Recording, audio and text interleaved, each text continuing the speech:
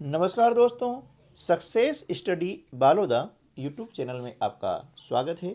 आज के इस वीडियो में हम एड ग्रेड अभ्यास पुस्तिका के अंतर्गत कक्षा 8 विषय सामाजिक विज्ञान के अंतर्गत इतिहास का पाठ 2 इतिहास यानी जिसे अब हमारा अतीत भाग 3 के नाम से जाना जाता है। तो उसके अंतर्गत अध्याय 2 है, व्यापार से साम्राज्य तक कंपनी की सत्ता स्थापित होती है। तो इस पाठ से संबंधित जो लर्निंग आउटकम्स बेस्ड क्वेश्चन हैं उनको हम हल करेंगे। तो चलिए शुरू करते हैं हम आज का वीडियो। पहला प्रश्न है, किस पुर्तगाली यात्री द्वारा भारत तक पहुंचने के लिए समुद्री मार्ग का पता लगाया था? उत्तर, पुर्तगाल यात्री वास्को द गामा है ना, जिसको वास्को डी गामा भी कहते हैं। तो वास्को द गामा द्वारा सन 1498 में भारत तक पहुंचने के लिए समुद्री मार्ग का पता लगाया था। किसने लगाया था? वास्को द गामा ने। ठीक है ना। नेक्स्ट क्वेश्चन है, इजाजतनामे से क्या आशय था? इसका उत्तर होगा, इजाजतनामे का मतलब यह था कि इंग्लैंड की कोई और व्यापारिक कंपनी उस इलाके में ईस्ट इंडिया कंपनी से होड़ नहीं कर सकती थी। प्रश्न तीसरा, बक्सर के युद्ध के क्या परिणाम हुए थे? उत्तर आ जाएगा, बक्सर के युद्ध में मीर कासिम की हार हुई और उसे बंगाल से बाहर कर दिया गया। मीर जाफर को दोबारा नवाब बनाया गया। कंपनी के सैनिक खर्चों का भार है ना, कंपनी जो सैनिक थे उनके खर्चों का भार बंगाल के नवाब पर आ गया। ये बक्सर युद्ध के परिणाम हुए थे। सामाजिक ज्ञान के अलावा आपको और विषय के एड ग्रेड अभ्यास पुस्तिका के प्रश्नोत्तर चाहिए तो वे इस वीडियो के डिस्क्रिप्शन बॉक्स में उपलब्ध हैं, जिसमें गणित, विज्ञान, सामाजिक ज्ञान, हिंदी, अंग्रेजी और संस्कृत सभी के वीडियो उपलब्ध हैं, जिन्हें आप दे सकते हैं, क्योंकि ये वीडियो वार्षिक परीक्षा के लिए काफ़ी उपयोगी साबित होने वाले हैं। और चैनल पर यदि आप पहली बार आ रहे हैं और अभी तक आपने चैनल को सब्सक्राइब नहीं किया है तो चैनल को सब्सक्राइब भी कर लीजिएगा और वीडियो को लाइक जरूर कर दीजिएगा। चलिए अब कर लेते हैं नेक्स्ट क्वेश्चन। प्रश्न 4, पानीपत की तीसरी लड़ाई क्यों महत्वपूर्ण है? उत्तर, पानीपत की तीसरी लड़ाई सन 1761 ईस्वी में ईस्ट इंडिया कंपनी व मराठों के बीच हुई। इस लड़ाई में मराठों की हार हुई और दिल्ली से देश का शासन चलाने का उनका सपना चूर चूर हो गया। उन्हें कई राज्यों में बांट दिया गया, जिनकी बागडोर सिंधिया, होलकर, गायकवाड़ और भोंसले जैसे राजवंशों के हाथों में आ गई। प्रश्न क्रमांक 5, यूरोप के बाजारों में भारत की किन वस्तुओं की मांग अधिक थी? उत्तर, यूरोप के बाजारों में भारत के बने बारीक सूती कपड़े और रेशम की जबरदस्त मांग थी, है ना, मेन।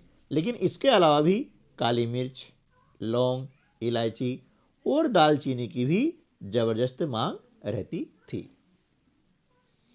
अगला प्रश्न है कि सहायक संधि की शर्तें क्या थी? है ना, सहायक संधि की शर्तें क्या थी? तो सहायक संधि की शर्तें निम्न थी। पहली शर्त क्या थी? संधि स्वीकार करने वाली रियासत को अपनी स्वतंत्र सेनाएं रखने का अधिकार नहीं देता था, है ना। जिसने सहायक संधि स्वीकार कर ली तो वे अपनी स्वयं की सेना नहीं रख सकता था।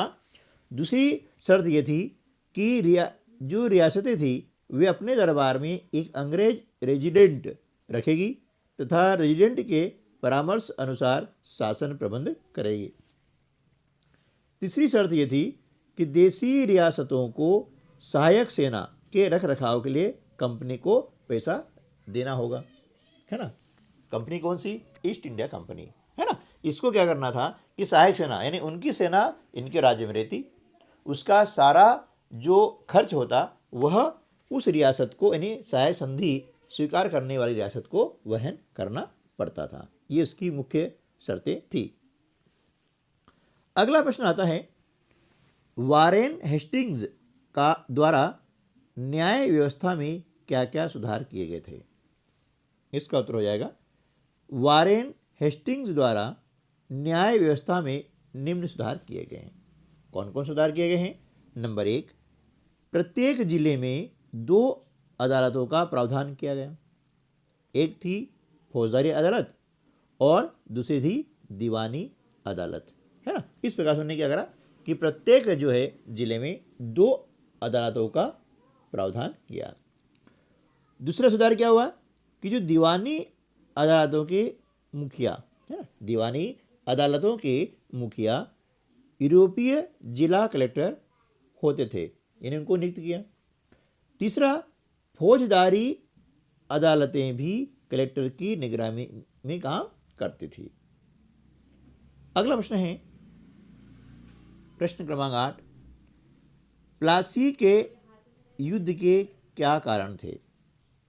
उत्तर, प्लासी युद्ध के निम्न कारण थे।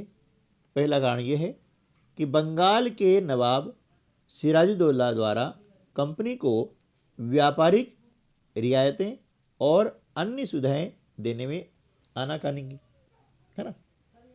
जो बंगाल के नवाब थे उस समय के सिराजुद्दौला, उनने क्या करा कि कंपनी को व्यापारिक जो छूटें थी वो बंद कर दी, अन्य सुविधा देने में उन्हें आनाकानी करी, ठीक है। फिर दूसरा क्या कारण क्या था कि राज्य के राजनीतिक मामलों में दखल अंदाजी करने से मना कर दिया, है ना। उन्हें मना कर दिया भैया जो राजनीतिक हमारा है उसमें आपको दखल अंदाजी नहीं करनी है।